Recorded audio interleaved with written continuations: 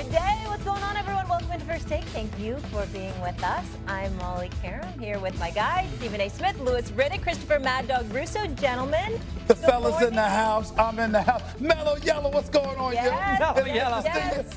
You know, it's good to see y'all. I'm here in studio. I came back just for y'all. You know what I'm saying? You appreciate it. Show some respect. You're not babysitting down in Florida anymore, sitting in your closet. LA. Oh, you were in LA. Excuse me. Oh, my bad. I'm sorry, Stephen. Undisclosed location. Where did you say he looked like he was? Until Remember when he said, like, is he in a closet? He looked like he was somewhere when you were talking last week. Oh, it was like a board meeting. Yeah, that's what it was. It was something along those lines. you know, undisclosed location. Undisclosed? Let's leave it at that. All right. Were you a character? Were you Fair enough. No, Micah Parsons, okay. he's not in an undisclosed location right now. The Cowboys' best defensive player requested a trade on Friday. He posted a lengthy statement on social media explaining his decision. Micah has been at Cowboys training camp, often not standing too far away from Jerry, but the Cowboys owner says he hasn't spoke to Micah since he requested a trade. Gentlemen, listen to Jerry yesterday. When did it become urgent that we need to get something resolved one way or another that he's on the field against Philadelphia? Again, your definition of urgent necessarily, I don't believe you gave a definition of urgent. Okay, and so I stay urgent. It's what it is what it is, and we'll work through it, or we will not work through it. Okay. Any confidence that he will be on the field against Philadelphia? Again, no, absolutely not. That has to. A big part of that is his decision. How would I know that? I'm just saying. No, but I'm urgent. I don't even know what any of that meant. Anyway, Stephen A., maybe you can explain it to me. Will this Micah-Jerry dispute impact the Cowboys season? I think it will. I think it will, because I think things have changed, and I think that the culture and the climate of the world of sports is something that we have to pay attention to. Doggy, this is not some situation where there's a contract dispute, and that's what I want everybody to understand here. This is a situation of a multi-billionaire owner who's considered, you can say whatever you want about him as a football executive, but as a business mind, there is nothing but profound respect that has been earned by Jerry Jones. To talk to a player, a 25, 26-year-old player, without his representation, and to try to promote that as an agreement having been reached before it was breached is as egregious as it gets. David Mulligata is one of the best agents in football. He is universally respected. He is the agent of record that represents Micah Parsons. He has not spoken to Jerry Jones in months. He has not spoken to Stephen Jones and these guys. That's unacceptable. That's what we're talking about here. We're not talking about a player that, I think I deserve this money and I'm holding out. No, we're talking about an owner that's going before the public, in front of the media, and portraying something that's egregious. Yo, we haven't talked in months, and giving the impression that somehow your conversation with this player, without his representation, equates to a deal being reached. Even in this business, I'm a grown-ass man.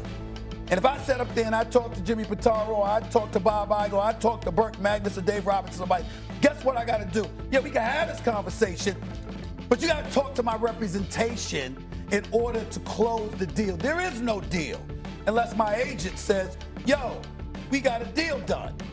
Jerry is trying to circumvent that. And nobody, I don't know whether they're asking him or not, because I'm not hearing the questions that they're asking, but based on his answers, he's not addressing that fact. Why are you talking and acting like you have an agreement with a 25, 26-year-old player entering his 5th year in the league and thinking you have an agreement when you haven't spoken to his representation? That's the issue. And I agree with you on that. You want me to go? Yeah. Okay, because I do agree with Steve on that. Jerry seems to think he made this deal with Parsons without getting into the agent. You're 100% correct. But two things. First off, you and I have discussed this an awful lot. He's got a contract. He's supposed to make $21 million this year. It's the 5th year of the rookie contract. He's 24. Is his 4th year? Yes. Is his 4th year? Whatever it is, he's making $21 million. He's got a contract. Number two, he's not missing any games. He's not giving up $1.2 million a game. And that's the amount of money that he wouldn't get paid. And his career is too short. You're not giving up $1 million. If you do the math, 21 million divided by 17, because that's about 1.2 million. Nobody is going to miss a game and give up a $1.2 million paycheck. So the idea that somehow Thursday on the 5th of September, 4 weeks from tomorrow, he is not going to be on the field at the link is ridiculous. Now, you're going to go the other way. I know where you're going. Distractions, not good for the team. This is going to upset their chemistry. That's where you're going. But it's because it's true. Okay, this isn't just about making deals. This isn't just about signing contracts. It isn't just about winning in the boardroom.